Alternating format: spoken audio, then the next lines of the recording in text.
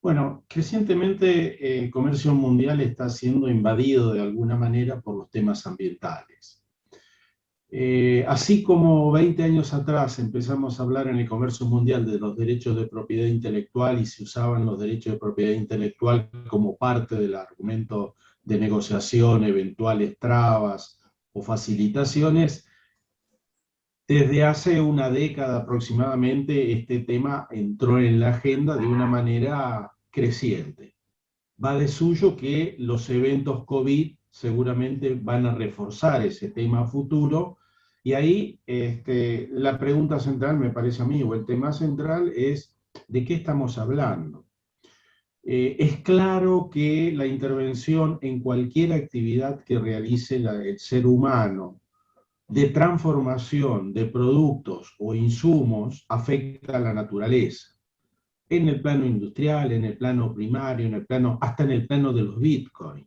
Entonces, obviamente, toda la cadena de ganados y carne entra en esa pantalla, digamos. Y ahí hay distintas etapas de impacto. Hay un impacto a nivel primario por la emisión de gas metano, fermentaciones entéricas bovinas y demás. Hay temas que afectan el suelo, hay temas de escurrimientos de efluentes, aparece el tema del feedlot, se cuela bienestar animal y obviamente la etapa industrial eh, tiene su presencia en términos de qué hacemos con los subproductos o desechos del sector frigorífico, hasta todos los esquemas de sustentabilidad ambiental en el transporte que va desde la puerta del frigorífico hasta la carnicería en particular. En el caso argentino tiene alguna particularidad muy abierta, muy directa. Entonces, ese es el problema. Y el problema está en que usted genera esas cargas en un espacio localizado y lo consume en otro espacio localizado. Entonces, hay una tendencia a tratar de contabilizar esos costos, de alguna manera repartirlos. Ese es el problema teórico. Ahora, del problema teórico a la realidad hay un gran trecho de interpretación que puede convertir una causa entendible, razonable, socialmente sustentable, a un factor de restricción espuria en el comercio exterior. El eje crucial es cómo determinar esos parámetros técnicos en base a criterios científicos que disparan el problema ambiental. Dicho de otra manera, ¿quién fija cuál es la norma, cuál es el indicador, sobre qué funciones técnicas de producción usted va a medir esos impactos? Sobre la ganadería de confinamiento, sobre la ganadería a pasto, sobre una pastura hecha en siembra directa o una pastura hecha con arado de vertederas del siglo pasado.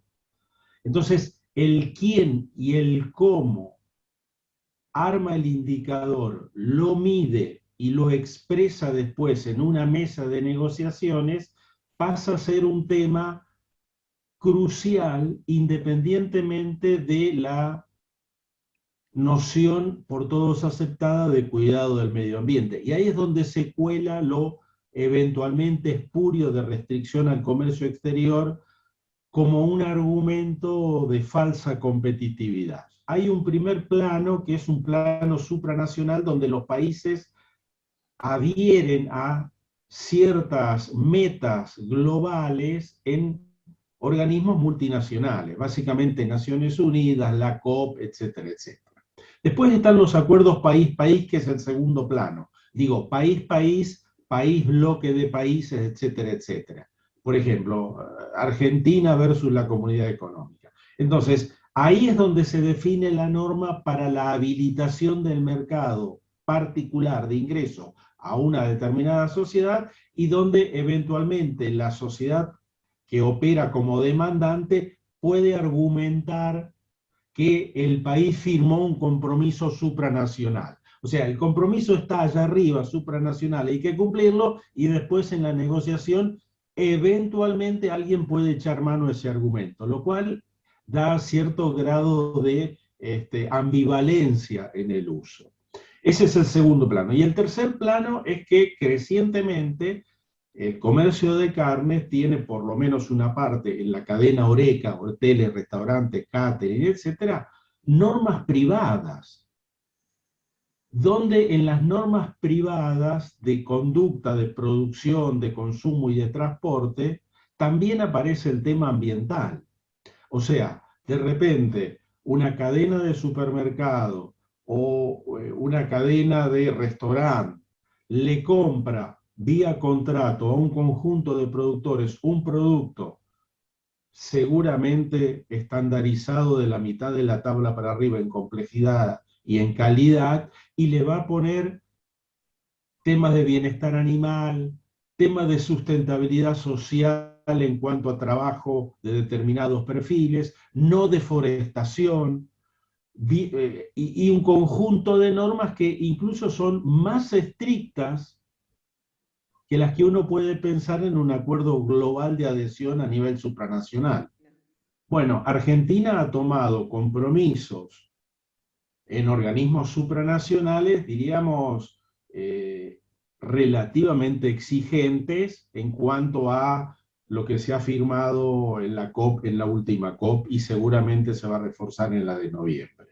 Después viene la situación real de mercado que en general en estos momentos de pandemia es un mercado más demandado que ofrecido, donde la Argentina tiene restricciones de oferta interna y tiene un mercado abierto internacional muy centrado en China que generalmente por el momento no es demasiado estricto en las normas. Claro, el grueso de las normas se fijan con epicentro en la comunidad económica y ahí sí es una espada de Damocles particularmente sobre los productos de mayor valor. A todo esto hay que sumarle el impacto de qué va a ser la nueva normalidad post-pandemia, si es que tal cosa va a existir. ¿Por qué? Porque es altamente probable de que vayamos a cuidados mucho más restrictivos en todo lo que sea el comercio de lo biológico como producto final y o como manipulación de los distintos productos biológicos, y ahí cae la carne. Yo diría, es un tema que por un lado puede pensarse como una amenaza no demasiado lejana y por otro lado como una oportunidad si es que uno anticipa esas condicionalidades del mercado mundial y además pone sobre la mesa de manera objetiva y científica algunos activos que nuestra sociedad tiene. Nosotros hacemos una agricultura bastante cercana al conservacionismo, tenemos un sistema silvopastoril afiatado en algunas regiones, en fin, hay un mercado de bonos de carbono en ciernes, que también es una posibilidad, tenemos plantas frigoríficas que están entrando a renovar mediante en el tema de las bioenergías para transformar desechos que tenían impacto ambiental en energías limpias, o sea, hace una doble ganancia, reemplaza lo fósil y elimina el desperdicio. Me parece que es un tablero abierto de decisiones que invita a trabajar de manera conjunta entre la gente que está negociando a nivel oficial, los funcionarios, dicho con todo respeto, dónde va Argentina a posicionarse, y el propio sector privado a través de sus representaciones gremiales acerca de cómo hacia adentro ir readaptándose.